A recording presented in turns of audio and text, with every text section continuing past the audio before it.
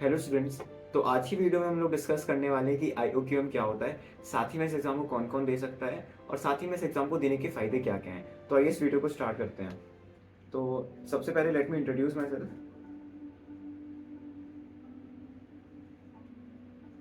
So my name is Sundar Rajput and I am currently a BSc student in Chennai Mathematical institute.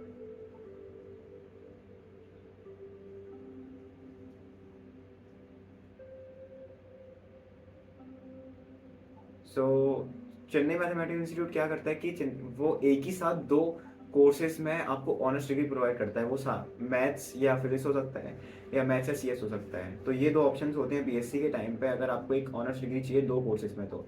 और India में इसके अलावा ऐसा शायद से कोई और इंस्टीट्यूट है भी नहीं जो साथ आपको दो कोर्सेज में BSc की ऑनर्स डिग्री प्रोवाइड करता हो।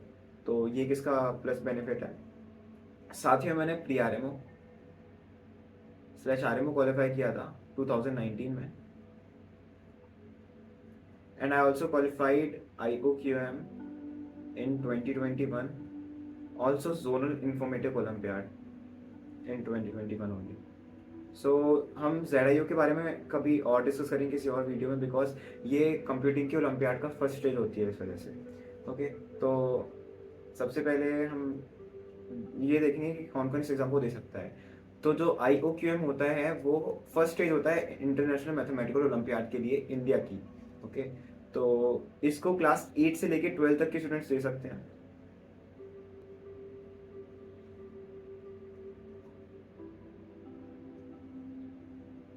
इसमें क्या होता है कि जो क्लास 8 से लेके 11 तक के स्टूडेंट्स होते हैं उनके लिए कट ऑफ अलग होता है। लाइक वो कट ऑफ जनरली क्लास 12 के कट ऑफ से थोड़ा कम ही रहता है और क्लास 12 का कट ऑफ अलग रहता है। ओके, तो मैं आपको एक बार ऑफिशियल डॉक्यूमेंट दिखाता हूँ, यहाँ पे ये मेरे पास है। मेनली दो तीन क्राइटेरिया होते हैं अगर आपको इस एग्जाम को देना है, तो वो तीन आपको क्राइटेरिया फॉलो करने होते हैं। तो मैं जल्दी से बता देता हूँ। एक तो होना चाहिए कि आप एक सर्टेन एज के अंदर होना चाहिए, मतलब जैसे कि आपको August 1 2004 से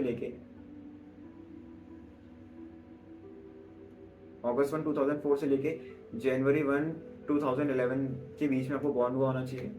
और साथ ही में आपको अभी तक 12th क्लास पास किया होना चाहिए। और साथ ही में थर्ड क्राइटेरिया होता है कि आप इंडियन सिटीजन होने चाहिए और आप इंडिया में 30 अक्टूबर 2021 से पहले रह रहे होने चाहिए, बस। इसके अलावा कोई और क्राइटेरिया नहीं अगर आपको इस एग्जाम को देना है तो।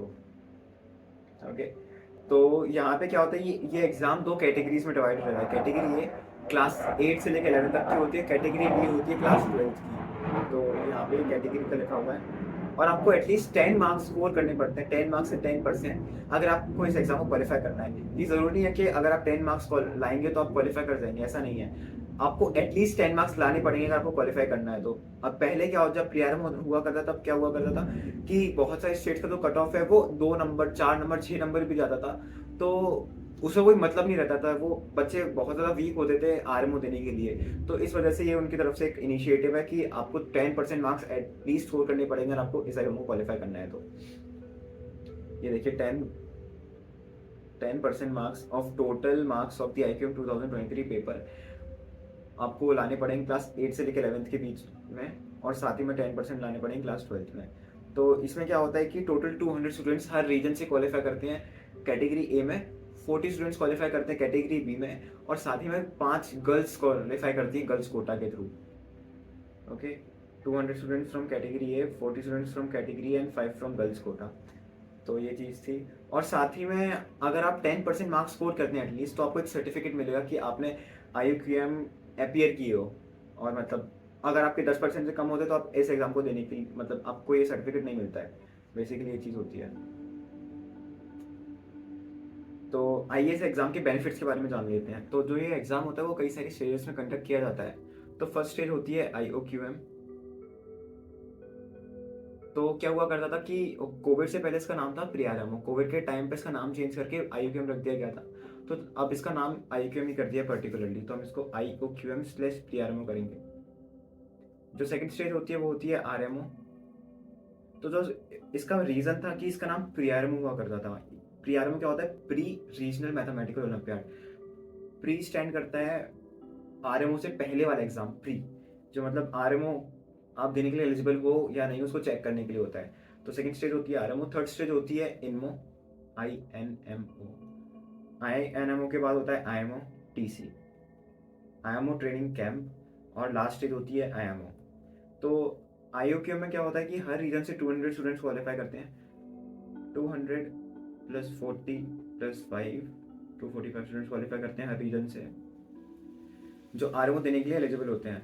तो RMO में क्या होता है कि हर रीजन से अराउंड 25 to 30 स्टूडेंट्स क्वालिफाई करते हैं। अगर हम पहले के डेटा के अकॉर्डिंग जाए तो 30 स्टूडेंट्स हर रीजन से क्वालिफाई करते थे कैटेगरी ए में, 5 या 6 स्टूडेंट्स क्वालिफाई करते थे कैटेगरी बी में, और गर्ल्स कोटा में 6 गर्ल्स क्वालिफाई करती थी। तो टोटल वो नंबर 41 हुआ करता था RMO में। और पूरे इंडिया से टोटल 41 स्टूडेंट्स क्वालिफाई करते थे इनमो के लिए। 41 कैसे? 30 students from class 8 to 11th, 5 from class 12, 6 from girls quota. और ये सारे स्टूडेंट्स IMO TC में जाते थे ट्रेनिंग कैंप में, जो 1 मंथ का ट्रेनिंग कैंप होता था समथिंग, उसमें जाते थे।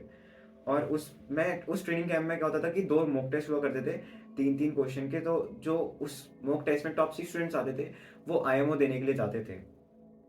ओके, सो इससे टॉप 6 स्टूडेंट क्वालिफाई करते थे तो IMO देने के लिए जाते थे, जो इंडिया को रिप्रेजेंट करते थे इंटरनेशनल मैथमेटिकल ओलंपियाड में। तो बेसिकली की ये चीज़ थी। अब यहाँ पे क्या है कि अगर आप इनमो क्वालिफाई करते हो तो आपको कई सारे बेनिफिट्स मिलते हैं। मतलब अगर आप IAQM या फिर RMO क्वालिफाई करते हो तो बेनिफिट्स नहीं है, बट अगर आप पर्टिकुलरली इनमो क्वालिफाई करते हो तो आपको कई सारे बेनिफिट्स मिलते हैं। तो ये वो बेनिफिट्स जान लेते हैं।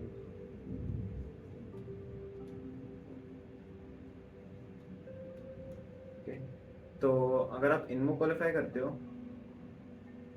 तो आप चेन्नई मैथमेटिक्स इंस्टीट्यूट में डायरेक्ट एडमिशन ले सकते हो BSc कोर्स में। तो जो ये कॉलेज है ये 2 कोर्सेज में BSc प्रोवाइड करता है। एक तो BSc maths and CS, and दूसरा है मैथ्स एंड फिजिक्स। तो CMI एक ऐसा कॉलेज है इंडिया में जो 2 कोर्सेज में BSc की ऑनर्स डिग्री प्रोवाइड करता है। इसके अलावा कोई और ऐसा कोर्स नहीं है जो आपको ये डुअल डिग्री प्रोवाइड करता है। तो CMI के अलावा एक सेकेंड कॉलेज है ISI। आप ISI में BSc कोर्स में एडमिशन ले सकते हो। एक होता है BSTET और दूसरा होता है BMAT। आप अगर इनको क्वालिफाई करते हो तो आप CMI में डायरेक्ट एडमिशन ले सकते हो बिना कोई इंटरव्यू दिए। बट अगर आप ISI में एडमिशन चाहते हो तो आपको इंटरव्यू देना पड़ेगा। आप रिटन एग्जाम से आप फ्री हो, बट आपको इंटरव्यू जरूर देना पड़ेगा। अब इसके अलावा 2 और कॉलेजेस ऐसे हैं जो जिसमें आप एडमिशन ले सकते हो। एक तो है IIT बॉम्बे एंड दूसरा है IIT कानपुर। इन 2 कॉलेज में आप दोनों में BSc मैथमेटिक्स में आप एडमिशन ले सकते हो, BSc मैथ्स में। बट इसमें क्या होता है कि आपको एक रिटन टेस्ट अभी भी देना पड़ता है अगर आपको इस कॉलेज में BSc मैथ्स में एडमिशन चाहिए। IIT बॉम्बे में क्या है कि टोटल 6 सीट्स उन्होंने रिजर्व करके रखी हुई है BSc मैथ्स में, जो बच्चे ओलंपियाड के थ्रू आना चाहते हैं कोर्ट के लिए। तो ये चीज़ थी। अब इसके बाद हम सिलेबस डिस्कस कर लेते हैं एक बार। तो जो इस एग्जाम का सिलेबस है वो मेनली 4 पार्ट में डिवाइडेड है। एक तो है ज्योमेट्री, दूसरा है कॉम्बिनेटरिक्स,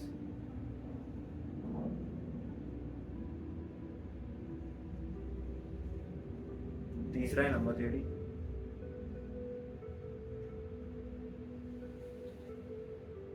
और लास्ट है अलजेब्रा। तो ये चारों टॉपिक है। ये चारों टॉपिक्स खुद में ही बहुत ज़्यादा वास्ट टॉपिक्स हैं। जैसे आप अगर आप ज्योमेट्री देखोगे इसके अंदर आएगा एंगल चेजिंग। हम जो इसका मतलब पूरा सिलेबस है वो हम नेक्स्ट वीडियो में अच्छे से कवर करेंगे। मैं इस वीडियो में आपको एक ब्रीफ इंट्रोडक्शन दे देता हूँ क्या कहते हैं सिलेबस से। तो ये क्या है, एंगल चेजिंग, फिर सर्कल्स, ट्राइंगल्स, फिर इसके बाद है कॉम्प्लेक्स जियो सिस्टम, कॉम्प्लेक्स जियो, और उसके अलावा है बेरीसेंट्रिक कोऑर्डिनेट्स, फिर है उसके बाद कोऑर्डिनेट ज्योमेट्री।